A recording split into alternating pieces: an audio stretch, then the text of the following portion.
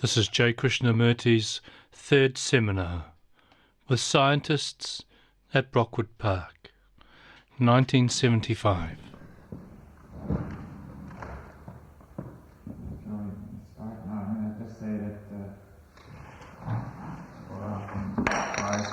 Wasn't here yesterday, and Mr. Narayan, and I also say we've been asked to finish at 10 minutes to 1, and to go immediately after that to have lunch. In other words, so that we go in first, ahead of the others. This will prevent any accumulation of people waiting. So we can remember that I'll try to stop at 10 to 1, and then we should go immediately to have lunch.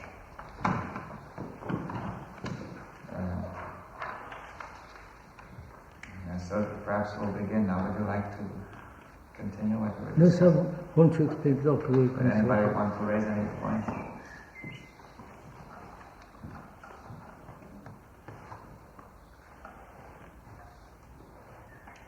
Could I raise a point that I think we were discussing last call yesterday? This is the possibility of emptying the content of one's mind. I think I can appreciate what is being meant, but I find it a bit difficult to understand. Possibly I should try to analyze it, but the content of one's mind, that includes memory, and memory leaves its traces in the mind, it's permanent. Now, when you say to empty the content of your mind, you don't mean to abolish memory. Is it only the habits one's acquired as a consequence of one's experiences and memory?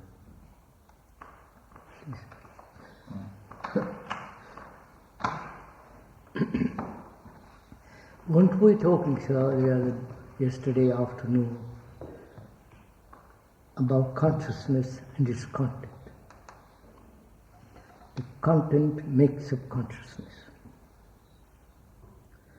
And it seems to me that we're always moving the objects or the things or the ideas in the content. And we think that brings about a great change. But it's still within the same area. That's what we were saying yesterday. And whether the content could be emptied out of consciousness, empty the consciousness of its content. That's, I think, we stopped there.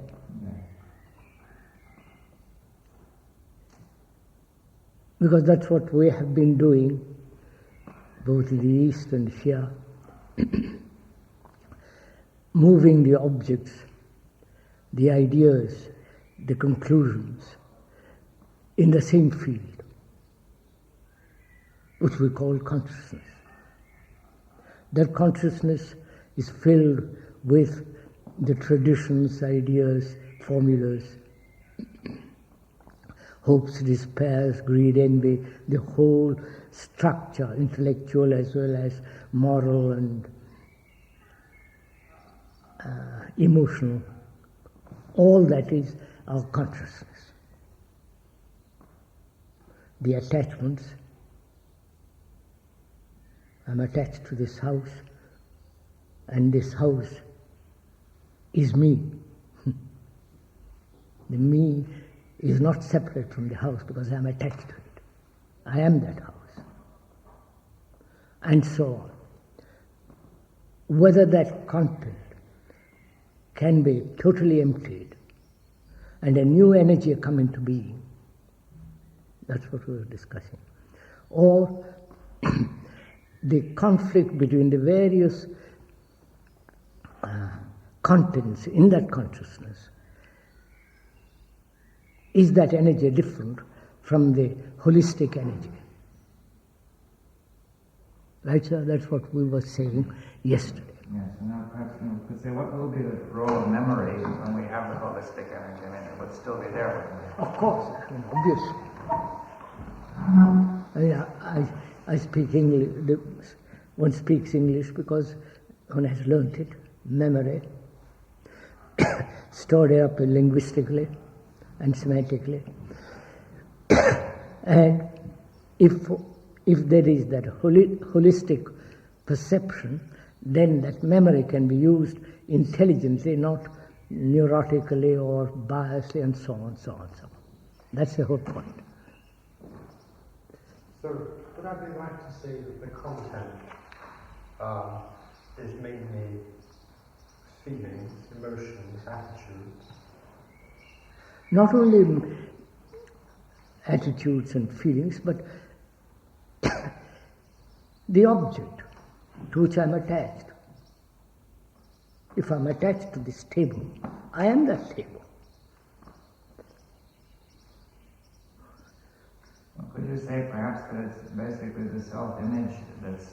The image, all right. The image, which is fundamentally the self-image, and all the objects contribute Right, to the images. self-image. Huh? The images, conclusions, desires, purposes, intentions, the whole movement of thought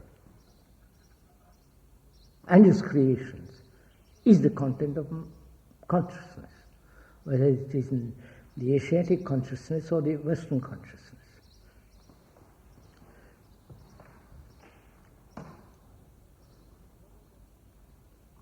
Now, if you can pursue that, whether that content can be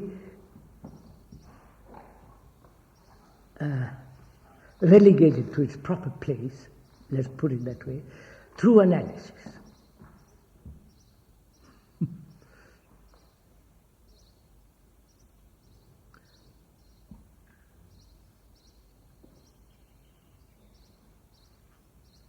Well, it seems, if I could say something, that you were saying yesterday that the method of psychiatry is, well, you weren't proposing analysis exactly, where you were. We were talking therapeutically. Therapeutically, that one could have some gradual relegating of that content to its place, is what we're discussing. Is it a gradual process? A time-honored process? A time-binding process?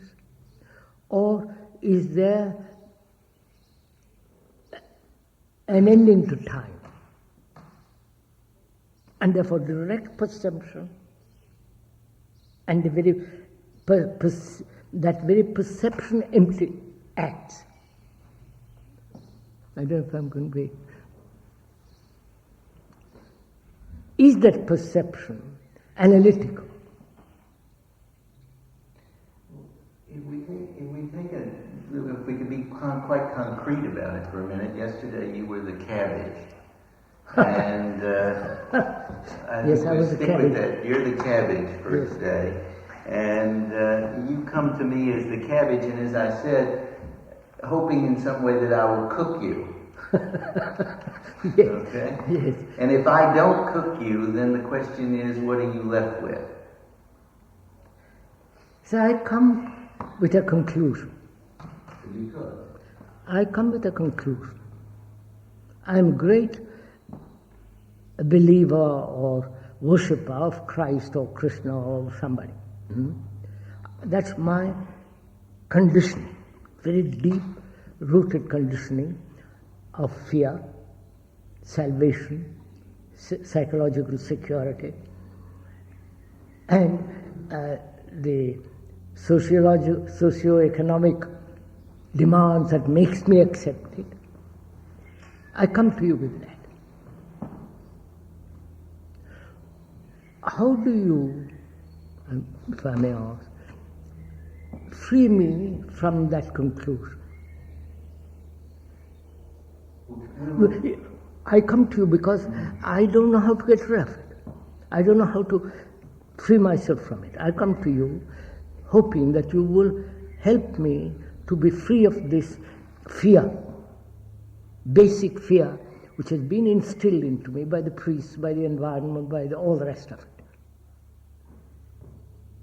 Will you take time? Take therapeutically, gradually, heal me so that I am free Is freedom a movement in time? Sorry. All right, I'll put it differently. I come to you with that heavy burden. How will you free me from it? It's you're the guru, you're the teacher, you're the analyst, you're the boss, or whatever you like to call it. I come to you.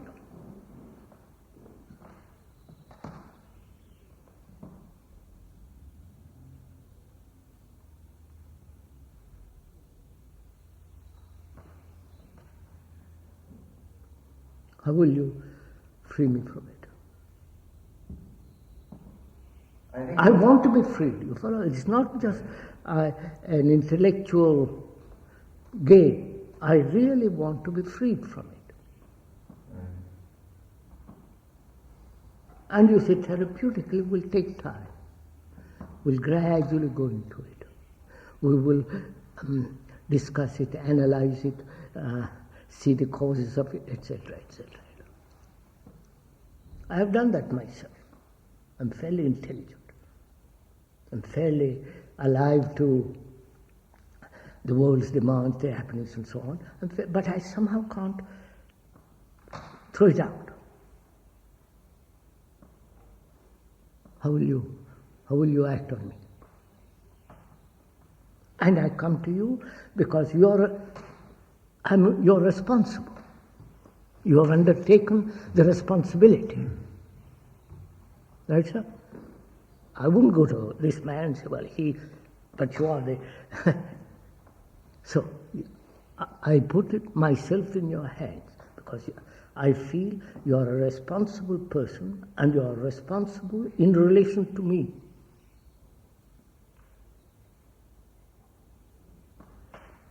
When a frightened person comes, he comes with a specific fear in his mind to be freed. And he is not concerned primarily with the fear as a whole, but to solve his problem in particular. No, I'm not. I've been through all that. I've come to. I want your help or your advice or your action that will free me from this burden. And it's your responsibility. Once say, well, go somewhere else. I say I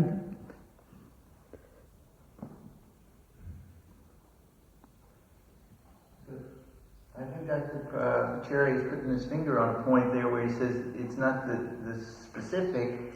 The person comes in a specific thing. You're talking about a disposition of the mind. Disposition of the mind, right? Call it what you like. How will you help me to get rid of it? What happens to a mind when your disposition comes to me that I'm going to do it for you? What happens to you when you discover that I can't do it for you? Then I go to him. Okay, go to him. And then you discover he can't do it either. Then what? Then I go to somebody else. Okay. That is what is happening, sir. Yes. But suppose you didn't go. I go to one guru after another. One professor, one priest, one analyst, and at the end of it, I'm left with what I am. Suppose you came to me and the disposition of mine came out, and then you said, look, I see that you can't do it for me, I'm going to go to him. And I say to you, look, that too is the same disposition. In other words, and then you had faith in me to where I said to you, you believe me. That I said, look, that's just part of the disposition. The same disposition as you come to me, then you go to him, and you keep going to all these people, and they're going to do it for you. Now you are not going to do. I cooperate with you. I'm willing to listen to you. I'm willing to do what you tell. I'm in a position of a blind man wanting to be helped to cross the street. I can't help you if I'm blind myself. But the analysts, the therapeutics people say, we'll help you. They don't say, I'm blind, you're blind, therefore we can't help you. Well, they want to help you.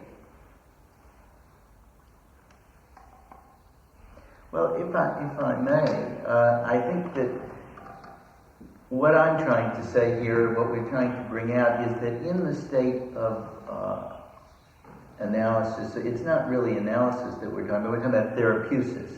This is a different Let's put phenomenon. it that way. And in the sense that the disposition is found to be false, in the sense of what we've been talking about, where the truth of its falseness, of this disposition, becomes clear. Now, I think, talking in terms of time, a patient will realize this over time, that this disposition, that I'm going to do it for you, that disposition is realized over time to be false. I mean, that's a fact, I think. And in that process of the realization of the false, truth can make its emergence. But I'm caught in the false. I'm in the network of the false. That, in fact, is the therapeutic of itself. And how will you cut the net? Well, I feel that it happens just like I said. In other words, if you want to be cooked as a cabbage and you're not cooked, then you should always remain raw. Why do you expect that the net can be cut? That's part of your condition. No, I see the necessity and the urgency of that by talking with others, by reading, by looking, observing, that this condition is really an imposition of ideas, not of actuality. I don't know what to do. But the actuality of discovering that you don't know what to do, as you said at one point in other places, you said, what happens when you realize that you are deeply hurt and there's nothing to be done? You said, That's quite a different thing. That's the point. If I'm deeply hurt, and I am aware of it, it's the ending of it. And I know what it means to be hurt, what is hurt, I've looked at it. It isn't just I end it, I've observed the whole phenomena of getting hurt. The image which I have about myself, and that image gets hurt, and I am that image, and so on, so on, so on. And I realize this, see it, and it's finished. But that's quite a different for a man who is, say, I don't see it. I don't know what to do with this misery I'm in. The man who says, I don't know what to do, is more often than not saying, you're going to tell me what to do. Of course, that's understood. But that's not the appreciation of being hurt. No, that I don't know what to do. I come to you. I go to like a doctor. I don't know. I'm ill. I want you to cure me. And that disposition. That's a disposition. I don't care what you do. Cure me. And I feel the world is in that position. Right. I'm the world, and we've been through that. The world is me, and there are dozens of people around me saying, I'll help you, I'll cure you. And they make confusion both confounded. So,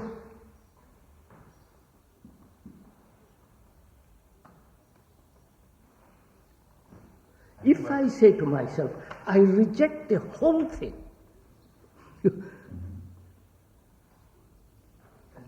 the guru, the analyst, the priest, the whole works, then I'm in a different position altogether. Then I don't look to anybody to help me. But that's quite an act. That's what I'm getting at. Well, how do you see, the question that comes up all the time is what brings the person to be able to do such an act? And that's where time comes in. If that is so, then we have to go into the question, what is perception? Yeah. How do I see this thing? The whole of it, not just parts of it.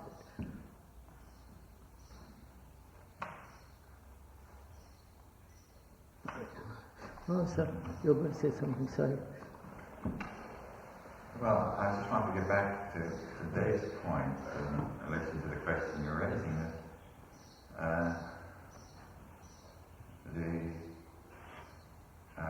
Dave would be trying to help you see that the way you're asking to be helped is what's creating the problem. Yes, I see that. I see that very clearly. So you are telling me... You see that? Yes. Fine. But if this way of behaving has created this much of a problem, then it's going to keep reappearing and reappearing until, as Dave said, the continual attack on it through time will dissipate. But I haven't got time. You have time. I say, I'm hungry.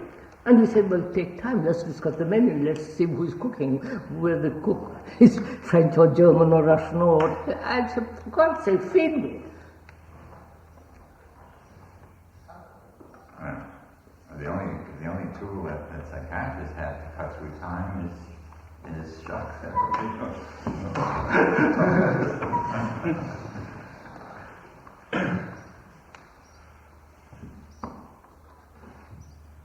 Well, look, suppose the psychiatrist says to you, you may feel, that you want the food right now, but there's no way to get it now, we need time. Say, suppose he tries to convince you that, say if man is hungry and says, yes, you're hungry, but once we make the right arrangements in a certain amount of time, we'll get your food, you see.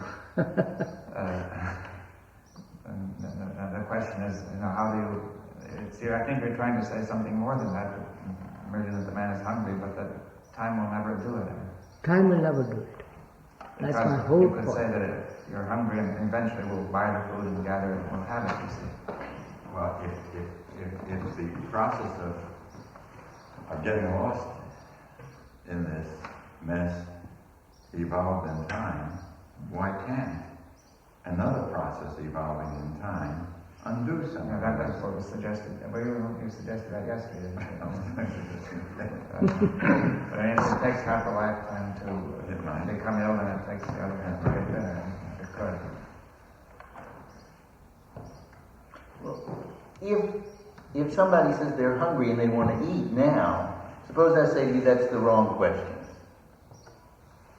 I would agree. It's not the time to eat now. But so my question is really, we human beings have been pushed around in the field of time. We have been chased up and down the heaven and hell with ideas, with conclusions, with gods, with Christ, with this, that. In India, everywhere, this kind of, depend, find security somewhere, not in, you follow, this has been the thing going on. And we have made such a mess of everything.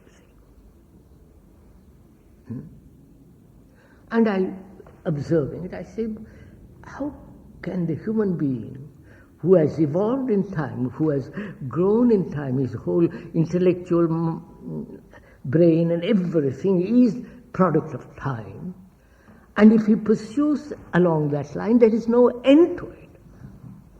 If he says time is necessary to uncondition the mind or not be a cabbage, then I feel that that's what we have done all along. The Hindus say they have their theory, which is next life, which is again time. And you also say, well, therapeutically, it'll take gradually go. And I say there's something radically not right in that. Sorry. There's something here which is, I'm wondering about. If time is an illusion, if time is an illusion. Time is not an illusion. Well, I wonder whether we're saying that everything here is the product of time. I wonder if that is really true. I wonder whether maybe we think it is, but whether it really is. So time is not an illusion. There is yesterday, today and tomorrow. Yesterday afternoon we met, talked about, so there is time. This is thinking which makes one do that. Well, it's still time is a reality, and it's an objective reality in some sense. You see, not just. But to say that everything here is a product of evolution in time, I'm wondering whether that is right, correct way of thinking about it. Because if there's a possibility of something different from time acting now, maybe it has done during the past as well, at other moments. I mean, maybe you say Beethoven was not creative. Maybe there were moments in his life when he was. I don't quite follow this part. I think I was trying to say, I'm sure that what we are now is not entirely the product of time, but something timeless has entered into what we are now. Is that what you're trying to say?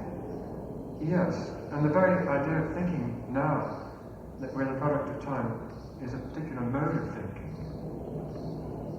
And in other modes, one wouldn't think of it that way. One wouldn't see it that way. I don't quite follow this question, so sorry. I mean, this is reality. Talking about time is part of reality. Time is real, and that the society which we live in was built through time. But that's our analysis of it. That's the reality which we are thinking of. Well, I'm not sure if that's the point. See, it's actually because we of our thought, which is time, that we have built the societies. But then again, still thought, thinking that. Yeah, but is it? Are you saying, sir, as we talked about it the other day, yesterday or yesterday morning, reality is that which you think about? Yes. Just reality is that which you imagine, reflect upon. The movement of thought has created a reality, either rationally or irrationally. The irrational is neurotic and so on. In that area of reality, time is necessary. Yes. Time, it exists, it can't not necessary, it is there. But as long as I live in that area of reality, I'll go on suffering. I'll go on. And I don't want to suffer. Why should I suffer?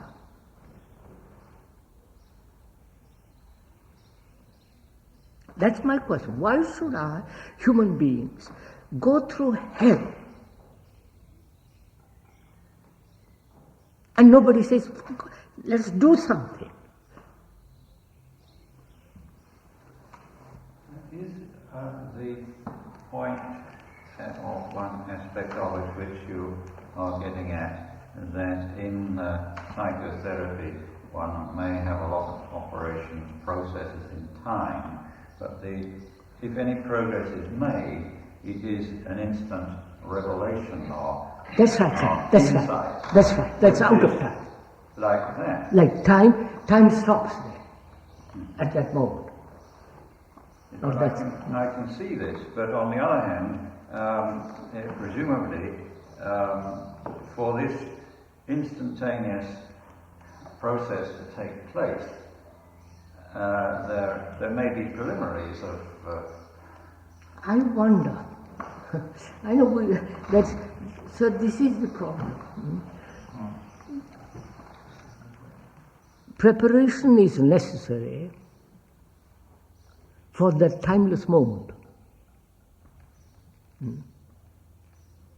I don't think they're essential, but they.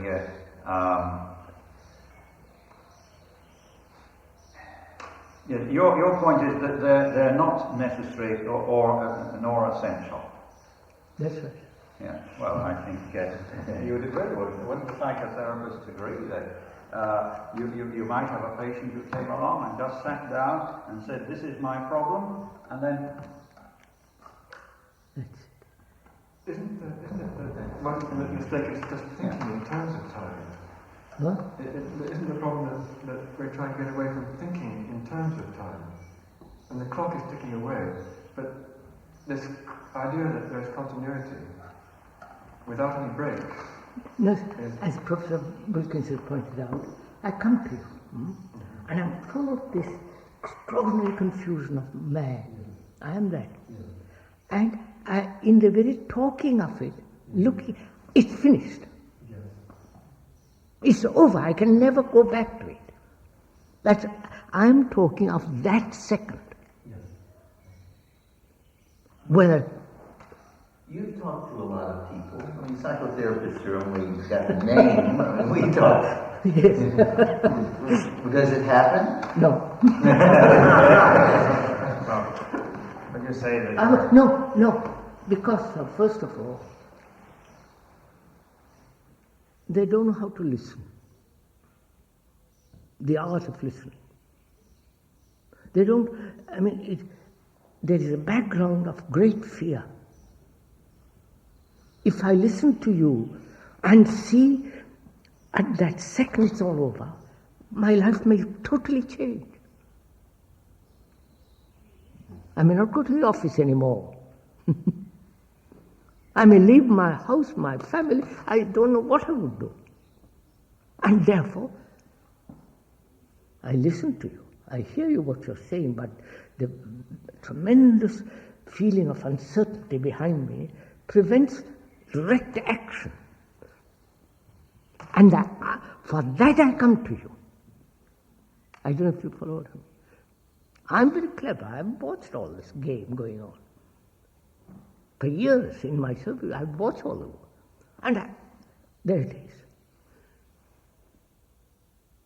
So if you can make me listen, in that second there is the miracle. That's the trick. That's just it. That's what proves. It is what you're searching, that sounds a horrible way of putting it. You're not searching for the trick of creating these. No. I'm not searching, but of course not. And I'm... This tremendous uncertainty. Now, how can you and I, see that in act? After all, that's the point of this discussion.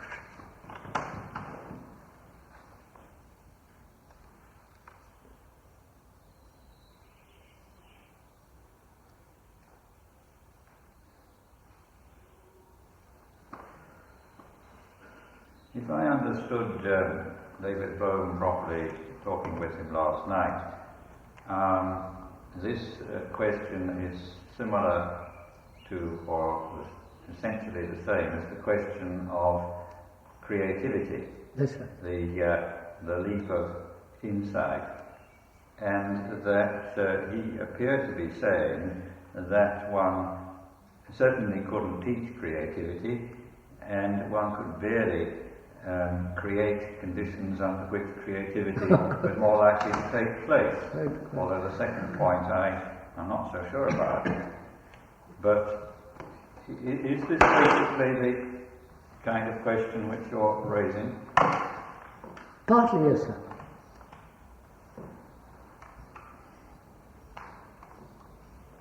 And after all, can thought be creative?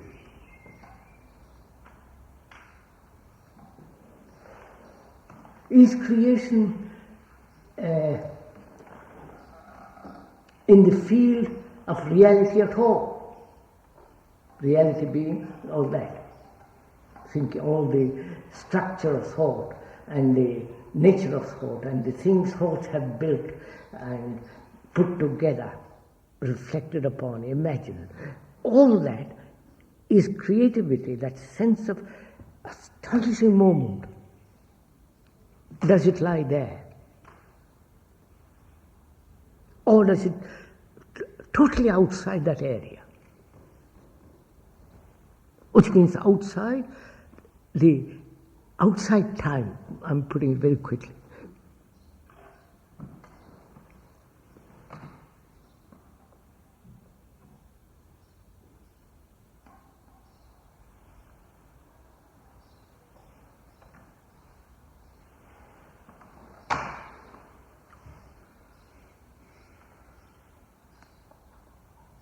mean, we have seen suffering. Those poor women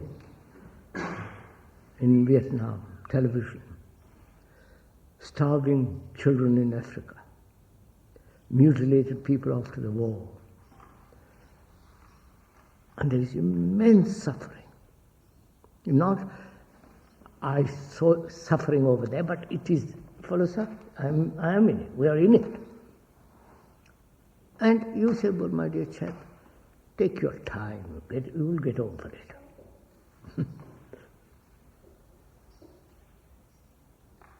You will gradually work at it, chip away bit by bit. At the end of it, you will be free of. I said, oh,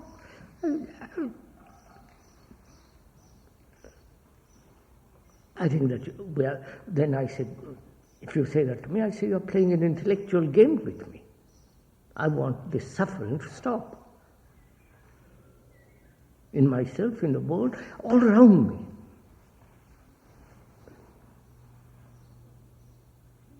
And time will not solve it. We have had millions of thousands of wars, and nobody has stopped it.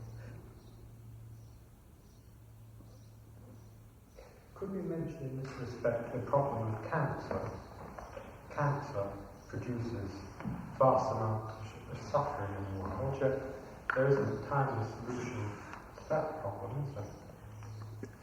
There is no solution through time. And if you accept that, if you see that, then something else can happen. But if you keep on repeating that it's all in the field of time,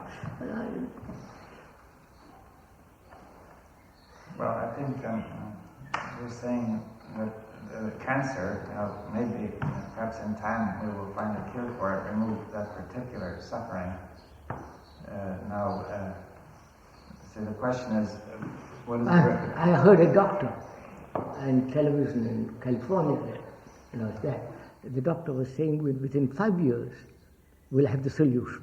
Well, maybe 5 or 6. He said less. No, he said they have now come to the point. Within 5 years we'll have the solution. But all right. If I have cancer, all right. I accept it.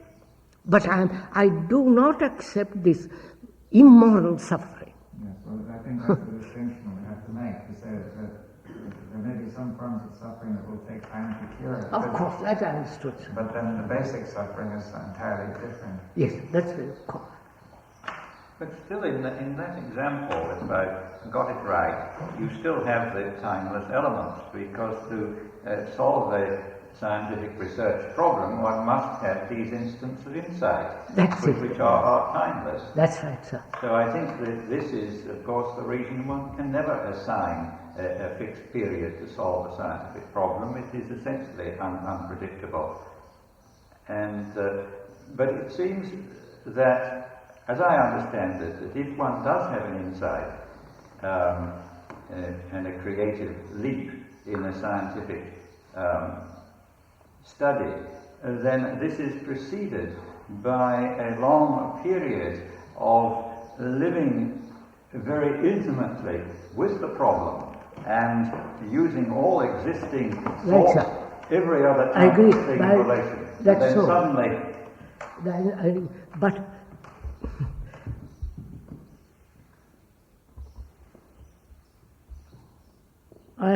one has looked into the suffering, gone into it, watched it, and in what the whole thing lies in watching, doesn't it, sir? You are prepared for great many days or great many weeks, and at a certain moment this thing breaks, and you see things very clearly, and there is that moment of creation. And you are saying again that preparation is necessary.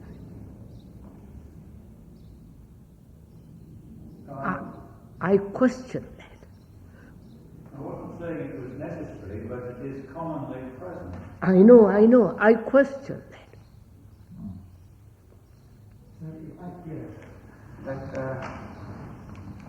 A person who is suffering, at one end he wants freedom from the suffering, and he thinks that the change will involve completely different, and he faces the situation of, say, nothingness or emptiness. The fear of that prevents him from wanting to free from his suffering completely, and therefore he creates time of own imagination and calls for preparation. Yes, but Professor Bushkin says a preparation is necessary for that moment. Well, No, I don't quite say that. I think what I meant is that if you suffer and you want to get rid of suffering, presumably the very fact you've suffered has been something in time. Otherwise you wouldn't want to get rid of it. Quite. And in the same way, if you have insight into a scientific problem, you at least have had to be acquainted with that scientific problem very thoroughly indeed. I agree. It's only in that sense. I think I would agree if what you are saying is that this leap is in no way a gradual all right. process. I agree.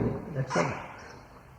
And isn't there one other difference? In the scientific field, the creation doesn't take place once and for all. It's usually a step of mini creations, if you like. We slowly get more insight into the given situation, and then perhaps after a few insights we see something very clearly. But this goes on for a little while. We create a new reality from this, and then it becomes no good anymore, and we've got to prepare ourselves for a new So you're creation saying step. creation is at intervals. I'm just wondering. I'm trying to understand. At intervals of time. A lengthy period or a short period, then a moment of creation, a lengthy period or short period, moment, and so on.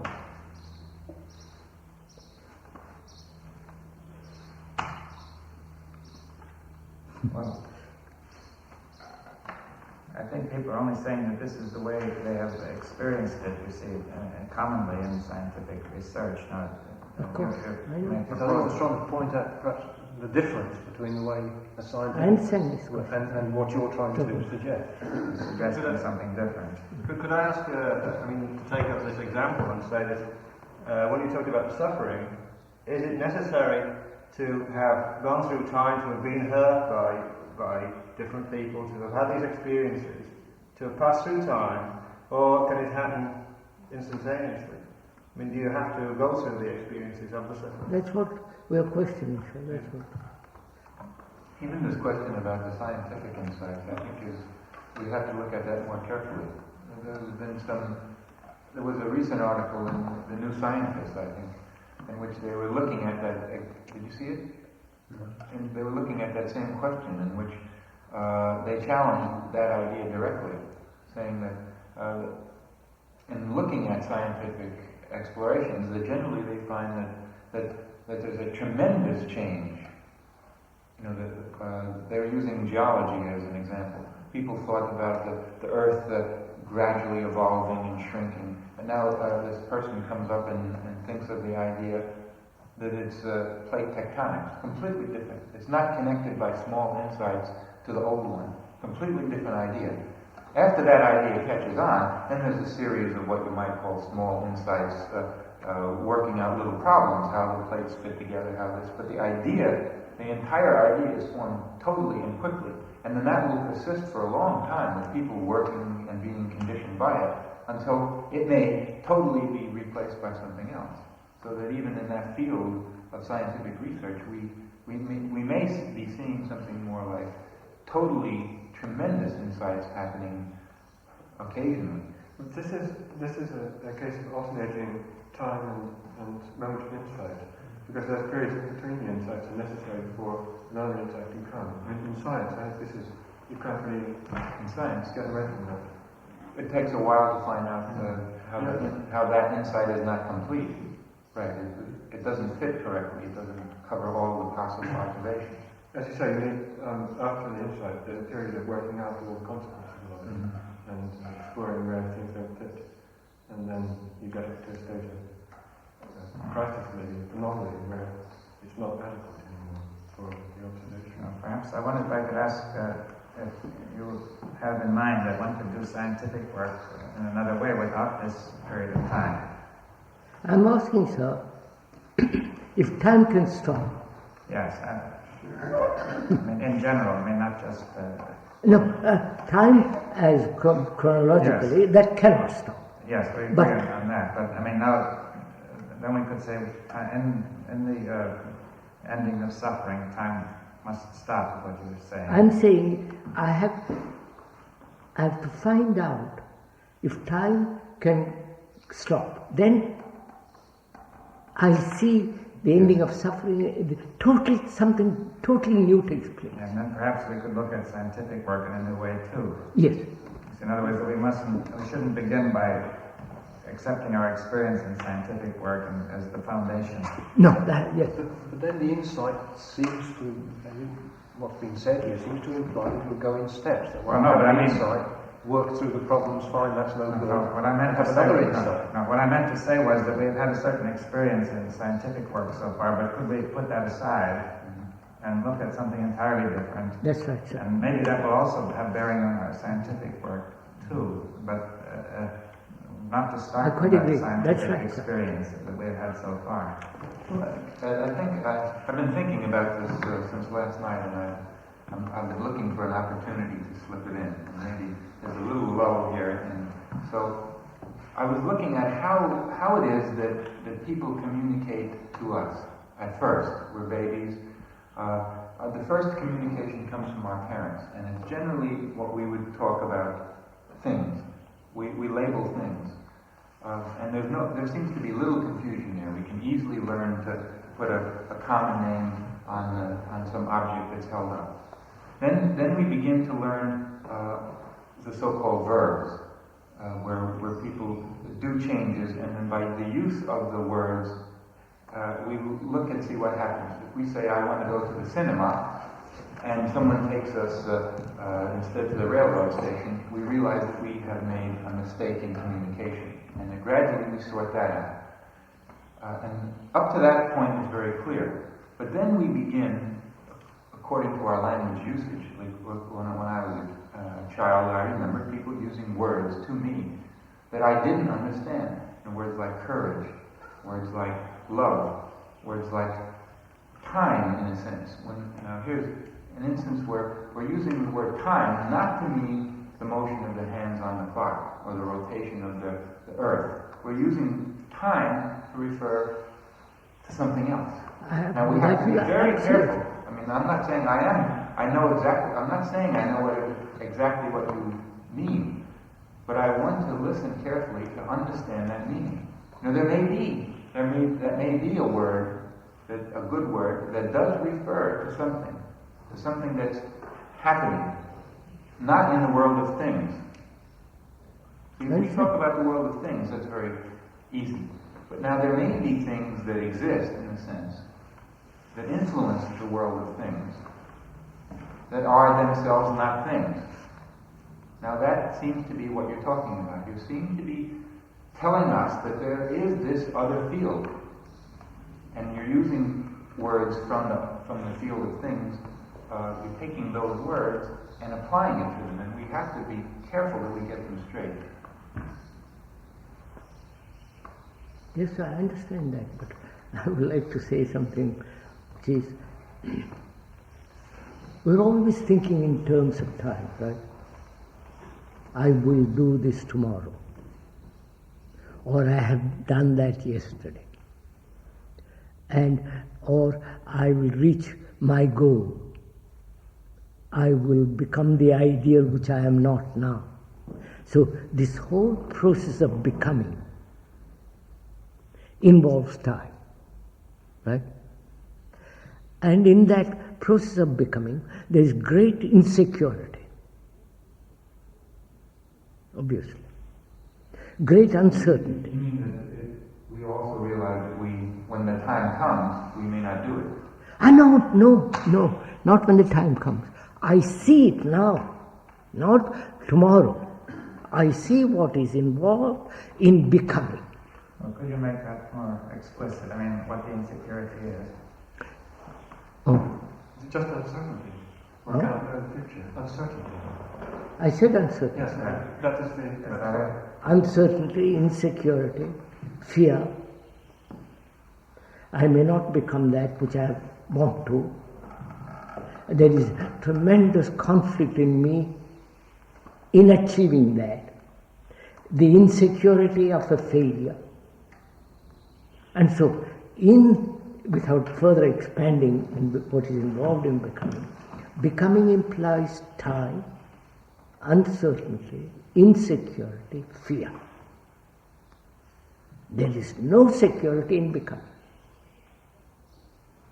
And we live that way, both in the educational world, in scientific world, in the world of acquiring knowledge, and so on, and in my relationship. Tomorrow will be better. Don't let's quarrel. We have quarreled now, but tomorrow we won't quarrel. So in that continuous movement of thought, there is no security, but only uncertainty and fear. And if I don't become, then I'm nothing. Not a thing. And in that there is complete security.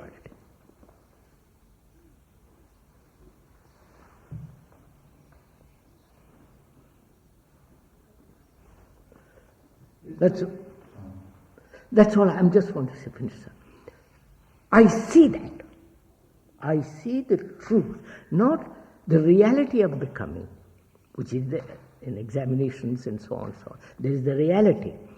I see the reality of becoming and the necessity of becoming in a certain area, but I also see in becoming myself something, or avoid or undoing something which I have done.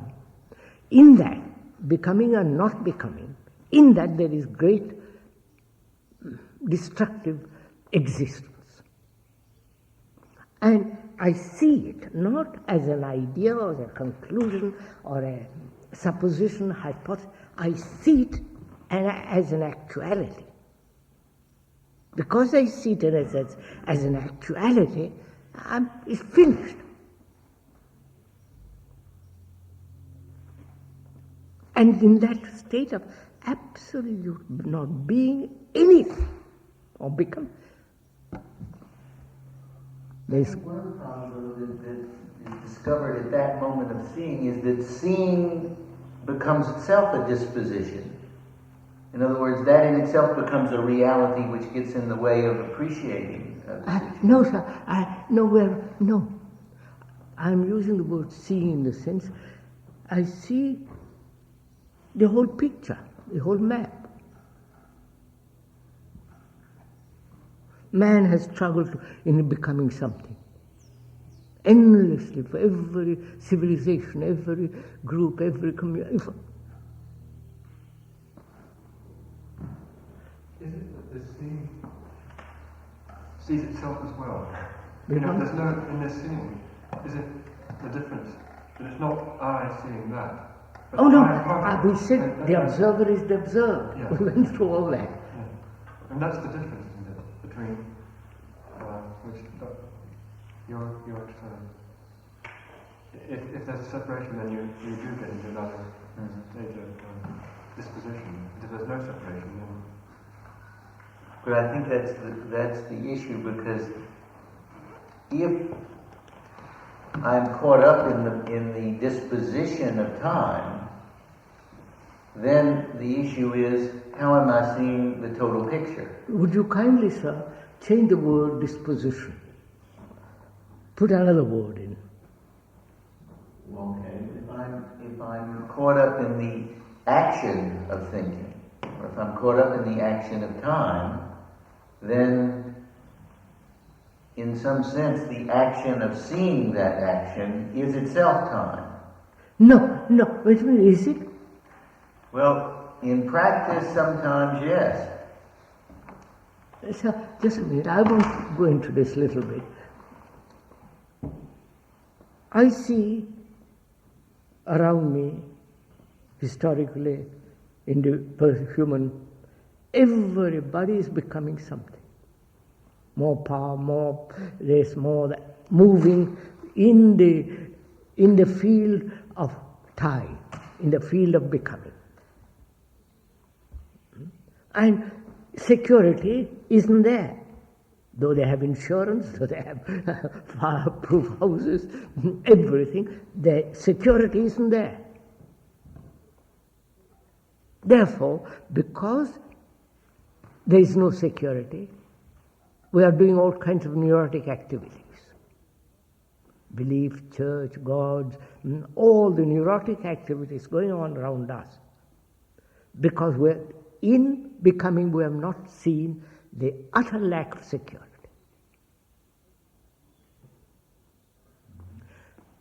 I see this whole map not as an observer and the observed. I am that map.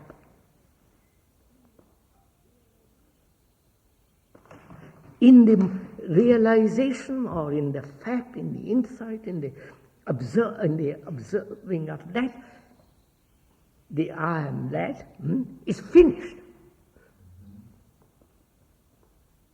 Because in that there is no argument, there is no wastage of energy. I see it. Is the point made clearer by referring to religious faith? That if someone goes to a religious leader and says, I want faith,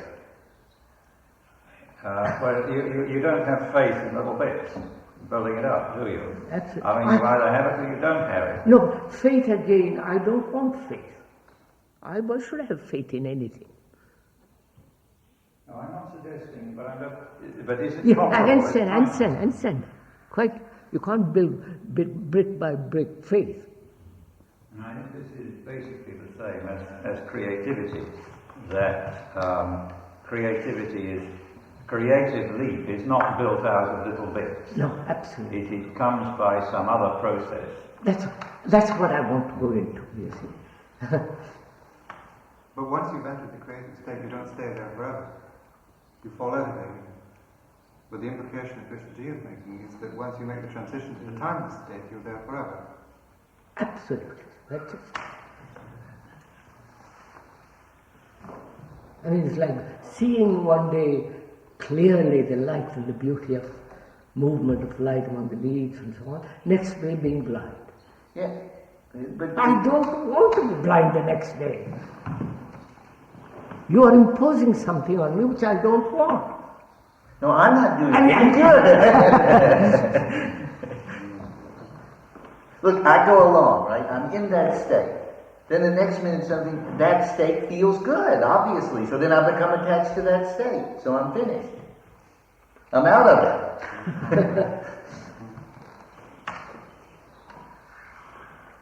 And I think we accept time, and that's the calamity. I think that there's a feeling that becoming in time is all there is. You see, that's the I know. the feeling to which we've been conditioned. I don't understand. Well, I mean, one feels that what else is there but the field of time in reality? So, like people say, time is of the essence. That there is nothing else. You see, there is only existence in time. So all our education is that.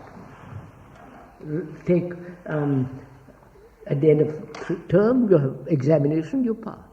And we are from childhood, we have cultivated time. And we are slaves to that.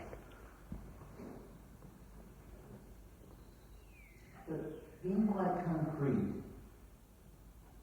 The cabbage. Cabbage. Going back, this being not having to become or being out of time in some way is where uncertainty is no longer present. Or uncertainty is being lived in. I want to get into deeper, what is this state where uncertainty is not? So, can I describe it? If I describe it, that thing is not real. Okay. So, all we can go into is the whole phenomenon of becoming.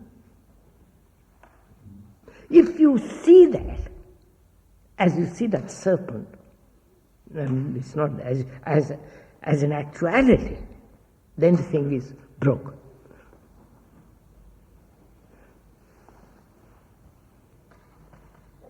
And we refuse to see it. It's like a man who's been brought up as a devout Christian or a Hindu or whatever it is.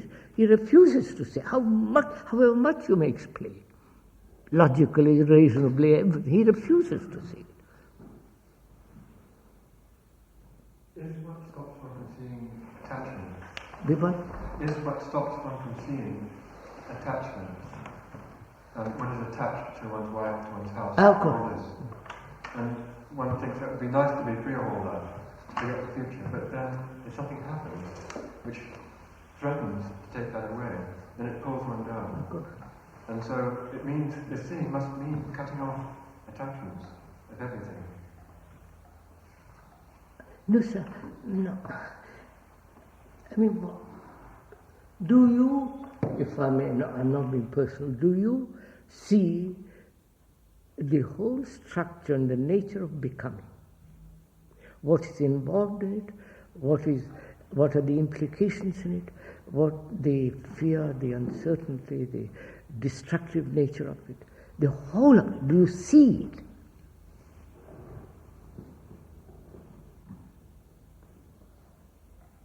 Not analytically, because that becomes endless. Actually see the map as it is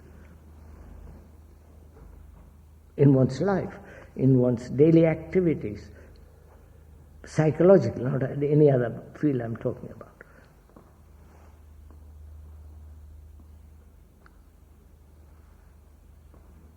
I think because we have been trained in time, we carry on that conditioning into other fields.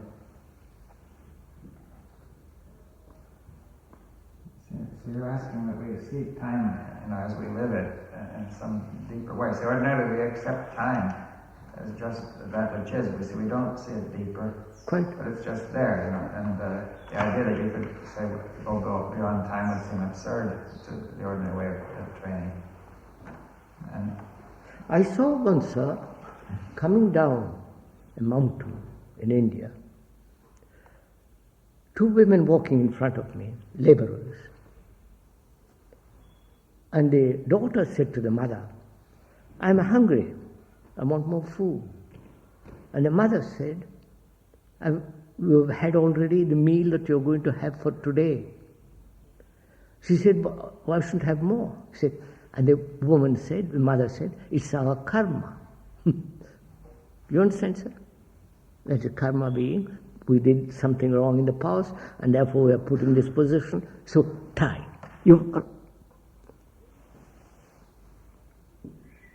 We don't revolt against time. Sorry. Is death presumably is timeless. Yes, sir. Death is timeless. Is this? I think you have said that one wants to be dying all the time. That's right. Right. Is this sort of connected with that's what right. you're yes, that's right. saying now?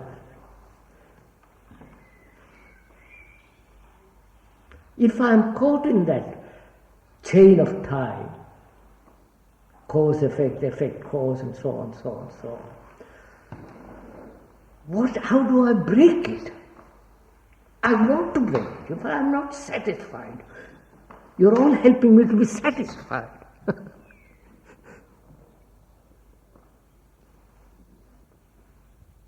All your reasoning is to say, well, my dear chap, take time. Don't be so revolutionary, don't be so enthusiastic, don't be so eager. Take patience. Pazienza. And I said, for God's sake, my house is burning, your house is burning, the world is burning, and say, let's take time over it.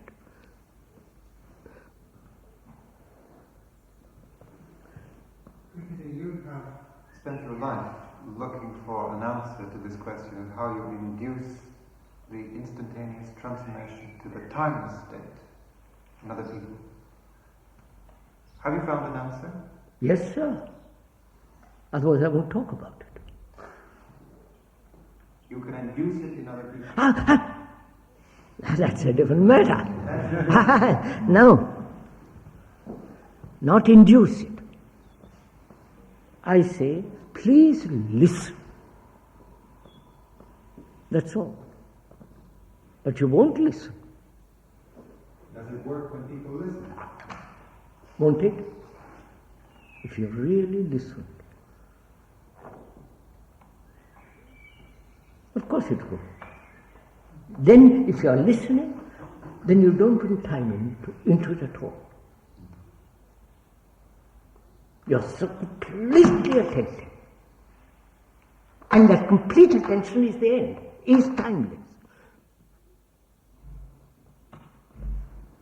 Is the act of listening an instantaneous phenomenon? Of course, otherwise, listening, seeing, learning.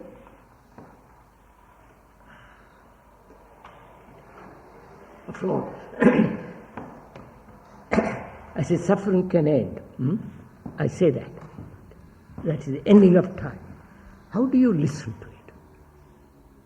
Actually, now, how do you listen to something you are saying?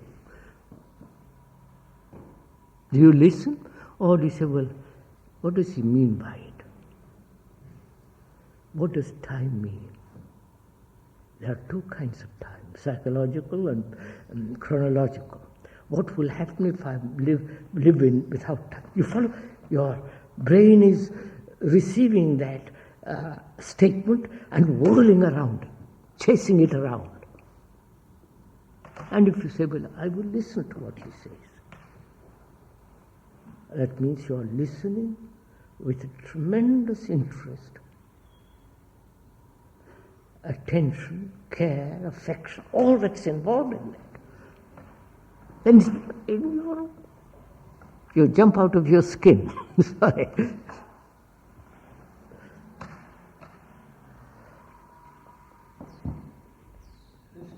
Matter of dying. Presumably, most people will not willingly die unless they know it's being imposed on them. Correct. And do you mean that this act of listening Is the act implies of a dying? willingness? Yes, sir. Act of dying to everything that you have accumulated and resisted and accepted. That's what's going to happen when I die. When I die, the thing ends. And in that ending, there is something totally new taking place. You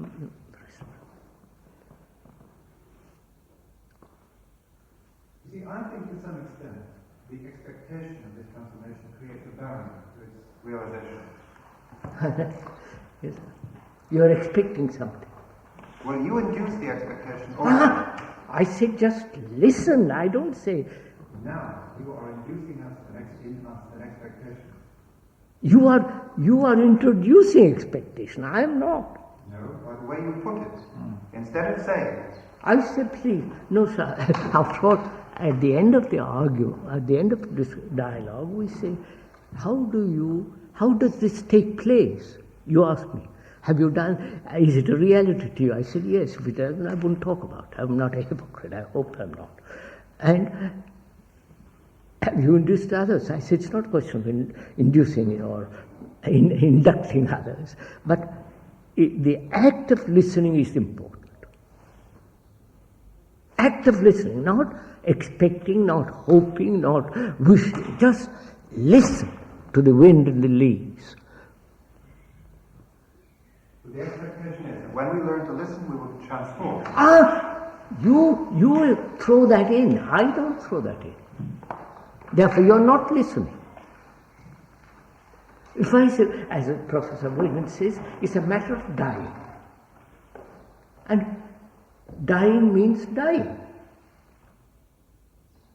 You mean you have to be prepared to give up everything in one's way one has lived? Yes, sir. That's the whole difficulty.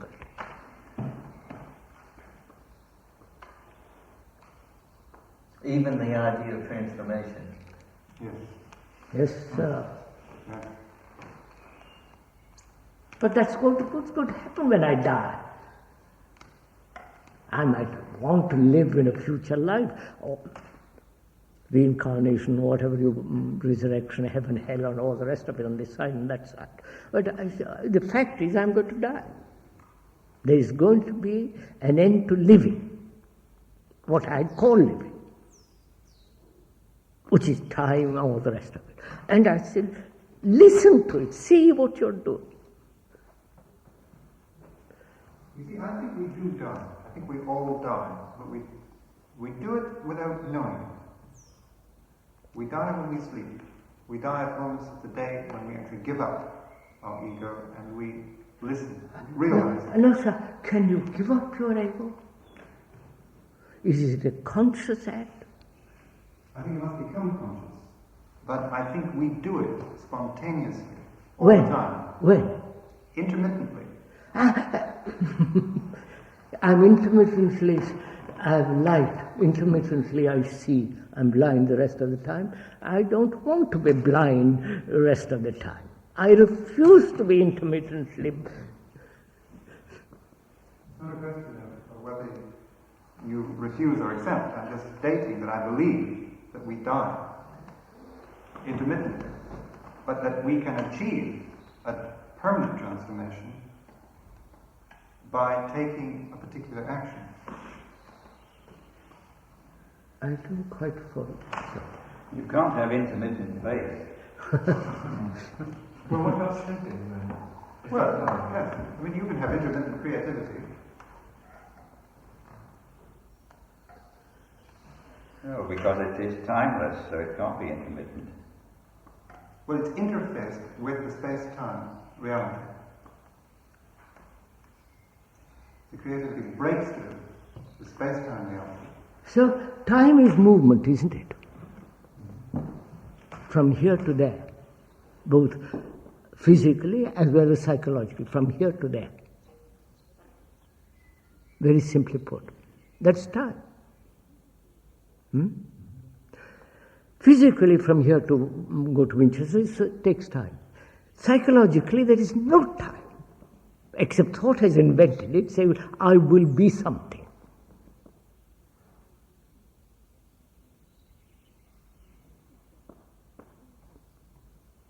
If that movement of time psychologically ends, I'm dead. I die every minute. All time is psychological time. There's no other time. We said that. There is no other time except, of course, so lunch at 1 o'clock, 10 minutes to 1. That's a convenience and so on. There is that time. We said psychologically there is no time. Thought has invented it.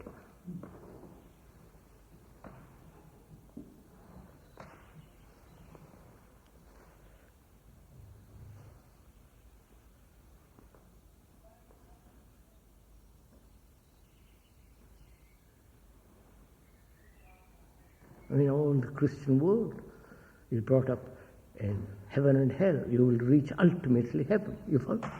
And the Hindus have the same thing. Life after life, purify yourself, good behavior, till you reach Brahman, the highest principle.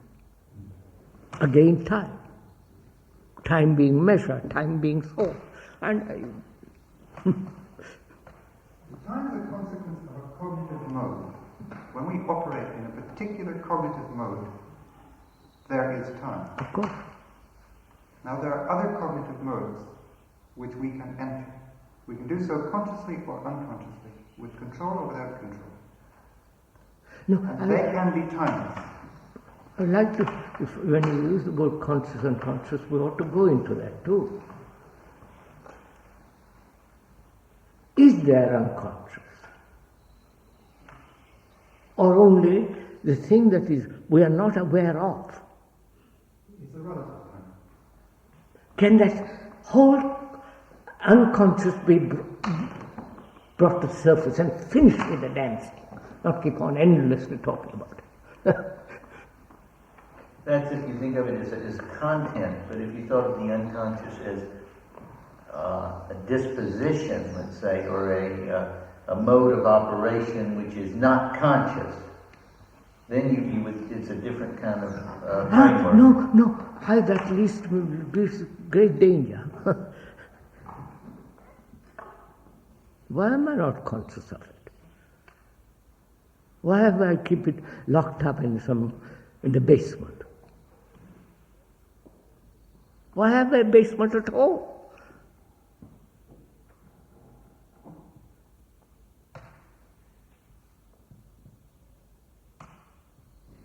If I may, I'd introduce another notion then.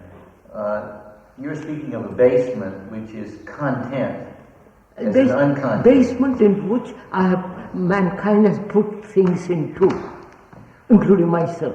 Yeah, well, there I would include such things as the tendency to time. That is the unconscious of mankind, in some sense. This whole disposition toward time. Oh, right. That quality. That's a different thing. Well, that's not really. You see, we were saying yesterday that the content of consciousness is identical with consciousness. So any content, even of that nature, is still. You see, the whole disposition to experience through time is content, which is consciousness, and it has no more necessity than any other content. Exactly. And that's just what I tried. But you were also mentioning yet another. I'm mentioning another in the sense of what there are states of the brain, I believe, and I think we can document this. There are states of the brain that are not content, and in the sense they're not thing, and in the sense that they're not dispositional, that they're operationally of a different form. Would you say a certain part of the brain is not touched by thought? Yeah. That's what you're trying to say here. That the brain can operate in dimensions that are not in the forms that All we right. know as If thought. you say there are certain parts of the brain which are not touched by time, by thought, then let that operate, for God's sake. Don't be caught always in the field of time. But our unconscious habit, or our unconscious content as disposition is toward thought and time. I think that's what we're saying.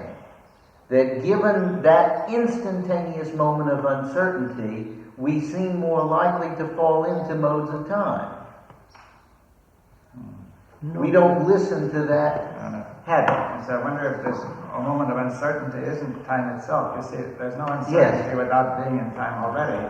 Right. And therefore it's the whole habit of time, if you want to put it that way. Yeah. Habit, the That meaning means of the that same as word. disposition, you see. Disposition. The subtle disposition. Yeah.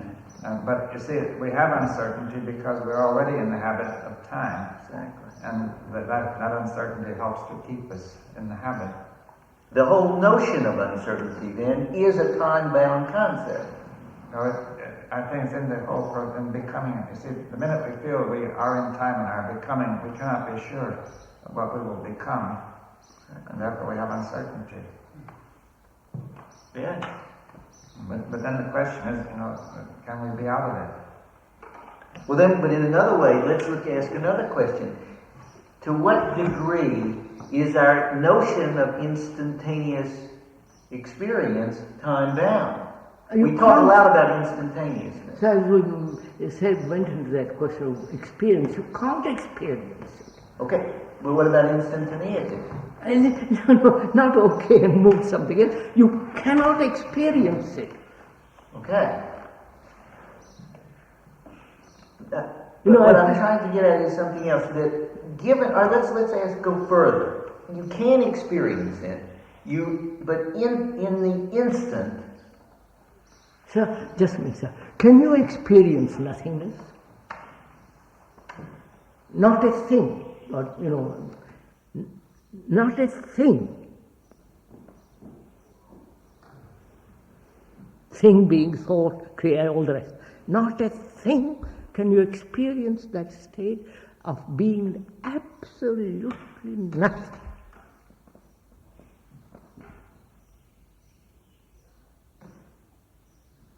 You can't. Because when you experience it, there is the experiencer. and you're lost. Well, saying experience takes time. Yeah. You put it to the test and it takes time. But I think we're into something. If given, let's say that there is no, we don't experience the nothing, we can't. But something happens, in fact, that in that nothing there is time jumps. No, sir. No, sir. No, sir.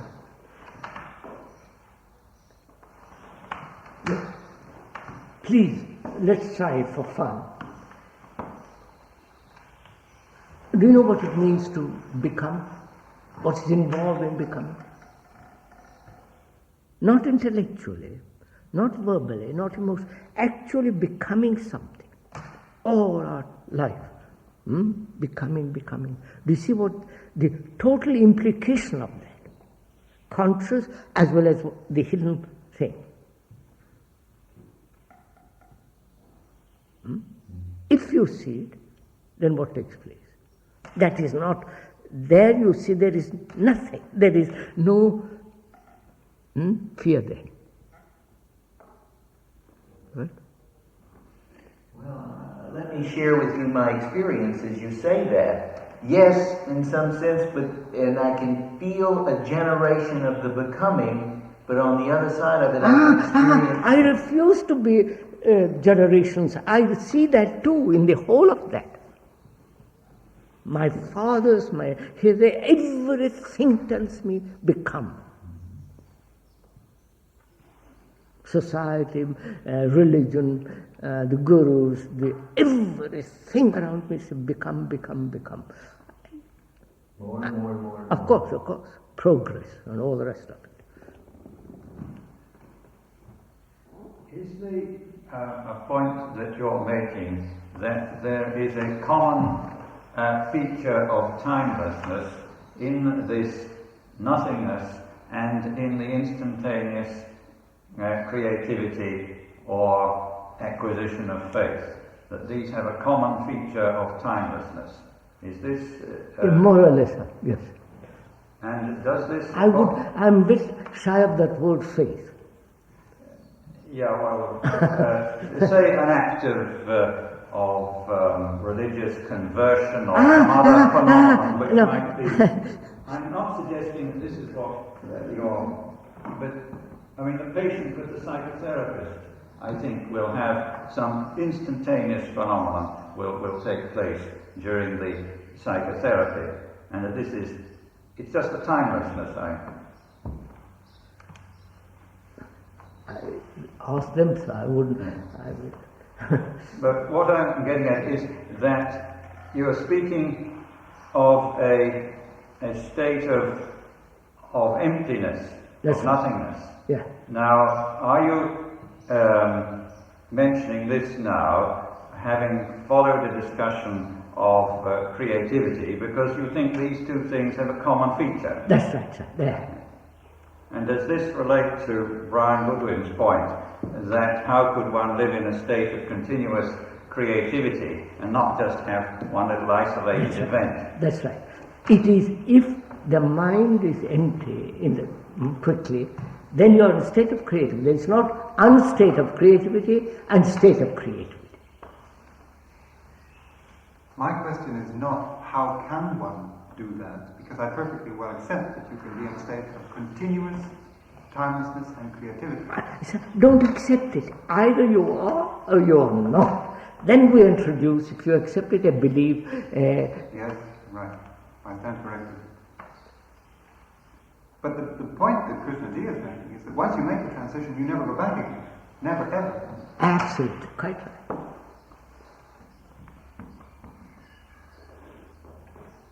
If I have been once into prison, because I did something wrong, and if I hate prison for the rest of my life, I won't steal.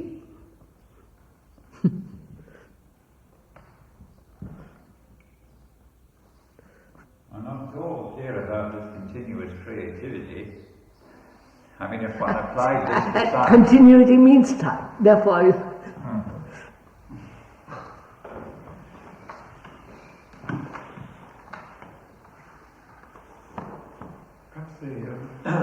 where science breaks down at this point.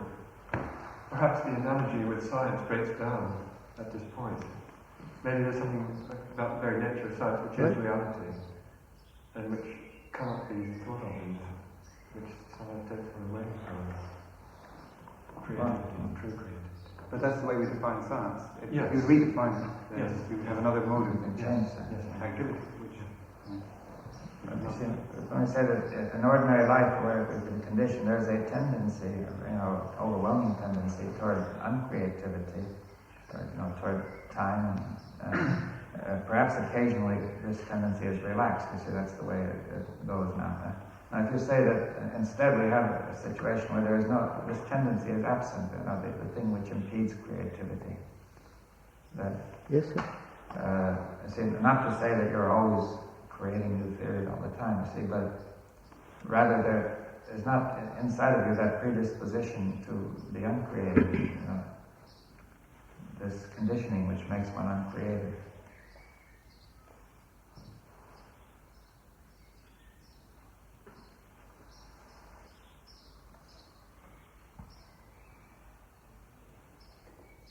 So would you, not accept, would you, if I may say, there is no evolution of the me. The me cannot evolve into something else.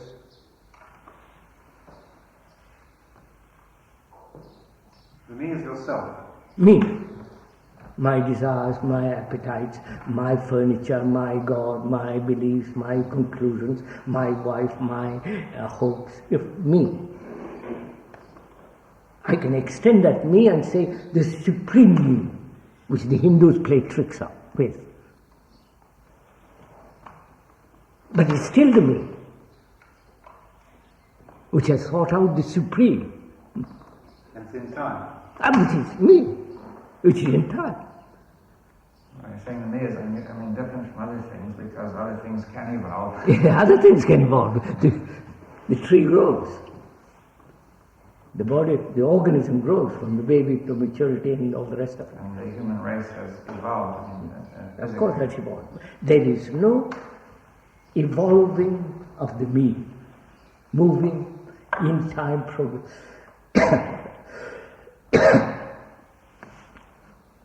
Could one say there either is the me or is there's not the me?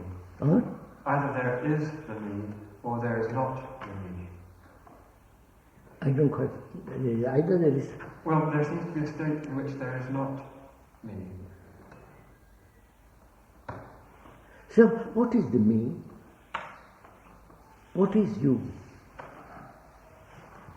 The body, the hair, the eyes, the form? No. Why do you say no? It's no particular thing. You can't say it's your hand, your eyes, your anything. Because if you take that off, you're still. So you say the hair, the eyes, the body, the organism is not me. Then what is that me? Put together by thought? Yes. Then is that thought, as though it has a reality, it is not truth. It is not me. There is no me.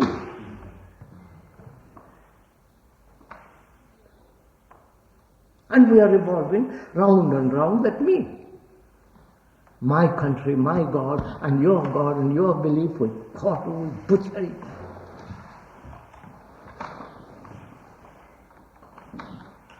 So if one says the me doesn't evolve, what does this mean? I don't become something. There is no me to become something. That idea is such an erroneous, false. I won't go there.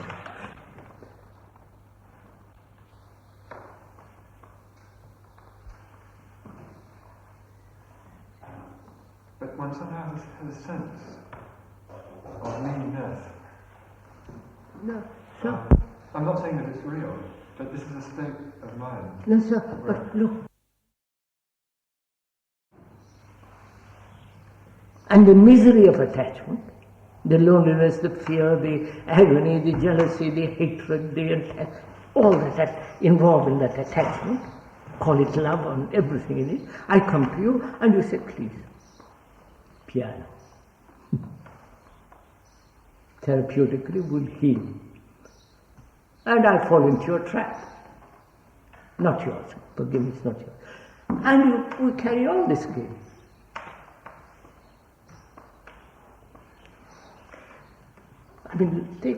You saw the common market entering internationalism. Before it was a tribalism, gradually evolved to greater nationalism, and now gradually internationalism, gradually brotherhood. It's a from God. Sorry.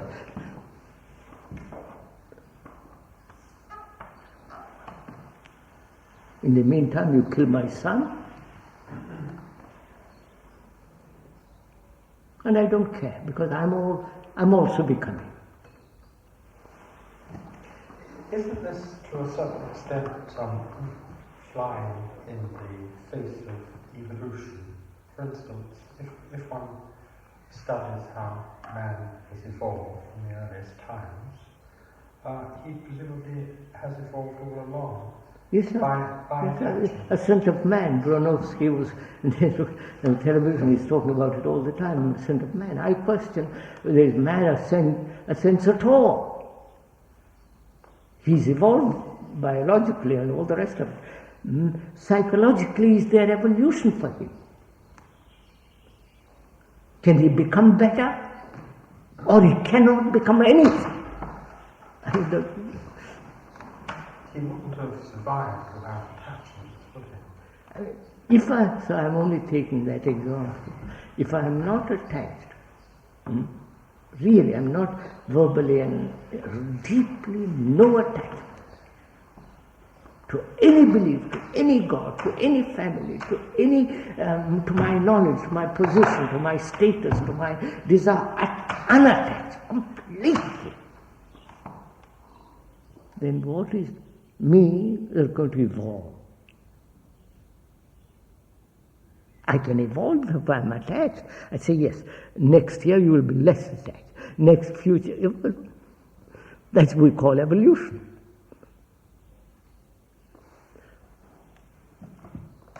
I think the resolution to that is that if you work from the timeless domain, the domain of reality looks after itself.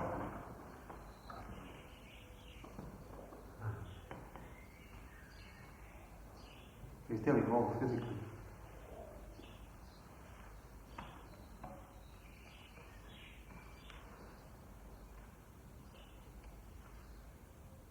So in fact, the attainment of the state of timelessness, in fact, would have certain very definite effects. For instance, we wouldn't be attached to our environment, and we'd behave in a different way. Supposedly we'd be related to it then rather than attached to it. No, as Dr. Bone was pointing out, Marx said, change society, and then society then will change man. That is the whole proposition of the communists. Is the commissar and the yogi. Yogi say, no, don't bother about the environment. And the other fellow says, change the environment. And change the environment, time. You follow? And during that time, Mr. Stalin gets into power and kills 1 million people.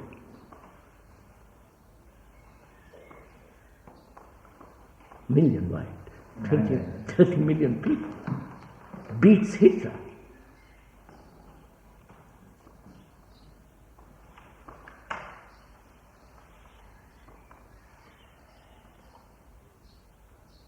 How would you convey to a general, to an admiral, to the War Office in Russia or in England or in America, say, look what, you can't, they won't even listen to you.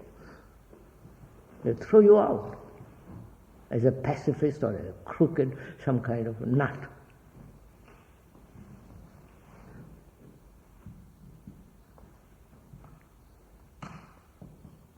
So that's why I'm saying, sir, listening is tremendously important.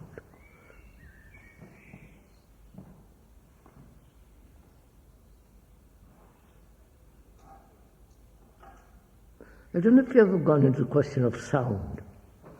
Sorry to change subject, it's related to it. Is it time, sir? Yes, it was sometime. 15 minutes. Oh. I don't know, should I bring that up?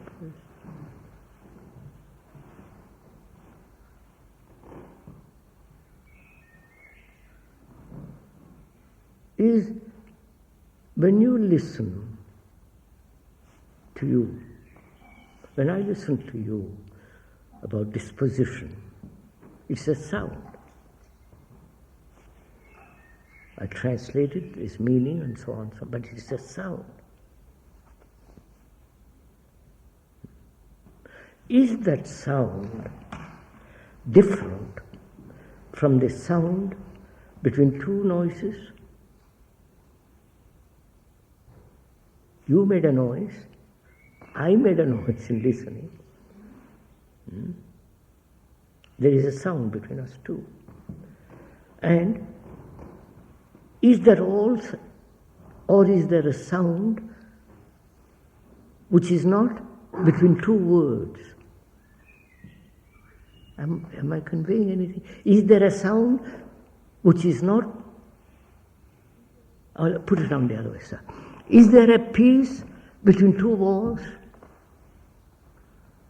Is that peace?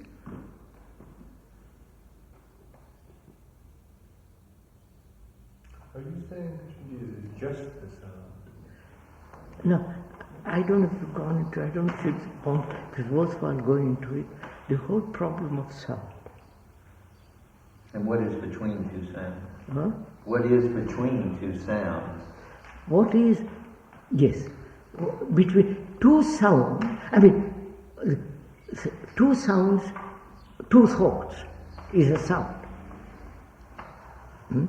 Between two thoughts, in that interval, is there a sound which thought has created? I don't know if I make.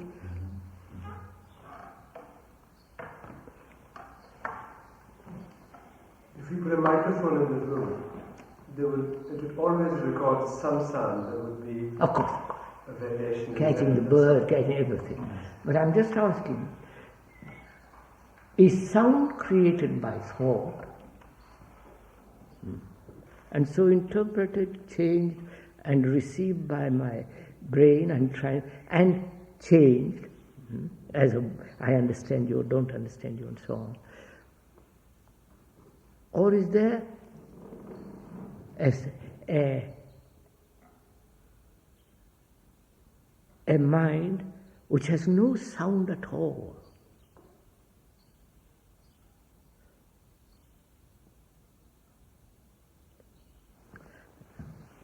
This may be cuckoo.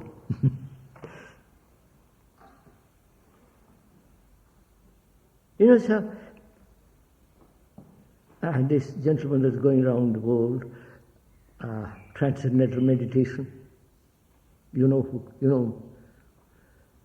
mantra, the word that is in the old days,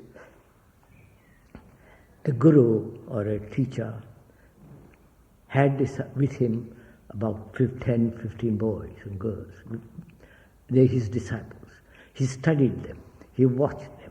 Their character, their activity, their outlook, their belief. Watched, studied. At the end of a certain time, he gave them a mantra, which is really a sound with certain meaning. And they repeated that word and created a sound. First they repeated the word loud, then they repeated the word without sound, then that soundless state without the word, they followed. I wonder, because sound has an extraordinary importance. Whether it is a rude sound or a beautiful sound. And in listening, can the mind listen without a sound? Not the sound you make when you interpret, change, talk, argue about it, but listen without a single word of, with complete silence. Then we have communication. I don't know. Am I right? Does this convey anything?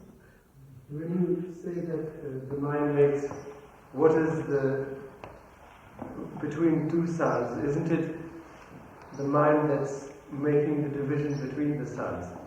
Yes. And hearing yes. them as two yes, sounds. Of course. So it's still the activity of sound. I don't know if you have watched gap between two thoughts. Yes. Have you noticed a gap? Or is thought a continuous movement?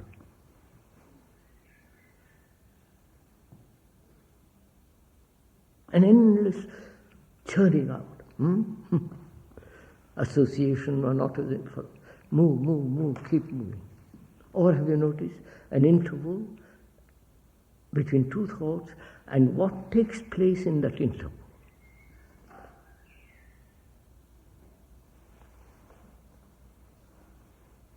Does it seem to, I don't know. Does it mean anything, so, or am I talking irrelevant stuff?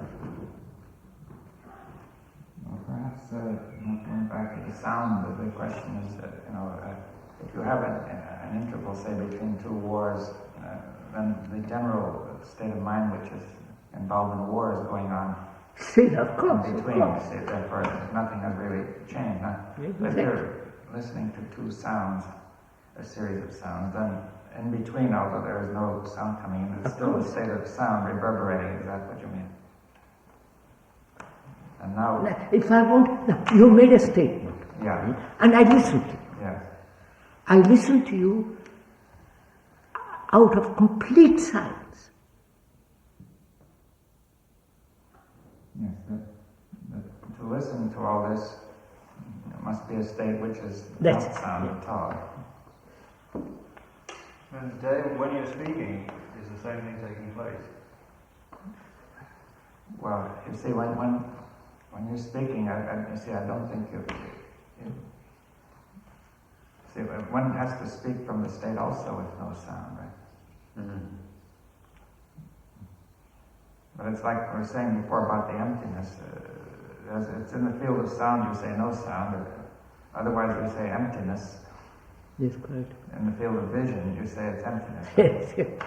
But it's really the same state. Right? That's what it says. A soundless nothing. Yes. Well, don't you think it's also a question of how we relate to other people? If we relate to other people as sound-producing things, or we relate to them as... No, are we related to anybody? Am I related to my wife? Or am I related to the image of my wife and she is to the image of me? And we call that relationship. Or sound. And can I be free, detached, free from the image which I have about her? Which is the sound-producing thing. So, can I die to the image I have about her? If I die, then I have a relationship.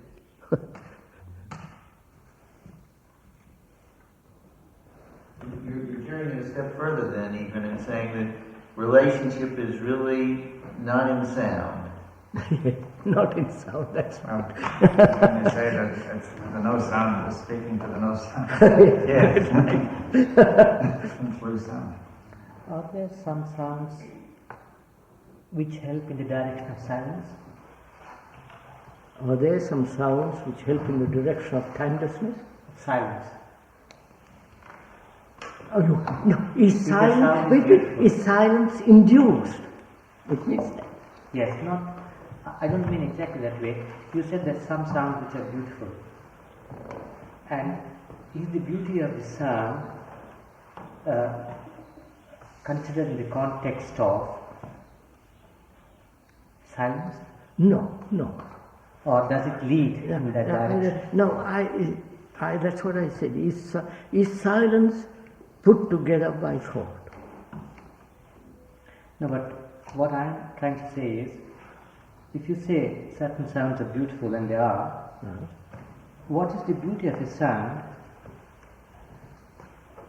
if it is not in some context directed towards silence or in the direction of silence? Silence between two notes is music. Obviously. And it's beautiful. Why do you want a direction to something? Beauty is in itself is not towards something. It's because you are talking about, you say that even between two sounds, the interval is not silence because there is some kind of vibration going on. Yes. So, what exactly is the connection between the beauty of a sound and silence? Is there any connection at all? Because this is in the context of mantra. You spoke about the mantra.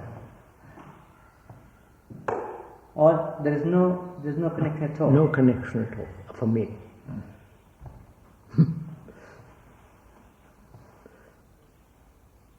So this goes on when I go to India, where they practice all these kind of things. And they come and see me and say, put me all these questions.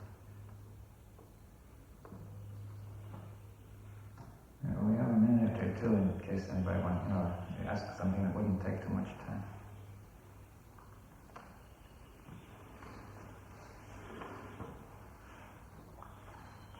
So I think we ought to, as Professor Wilkinson pointed out, we ought to go into the question of what is creativity. Perhaps we could do it this afternoon.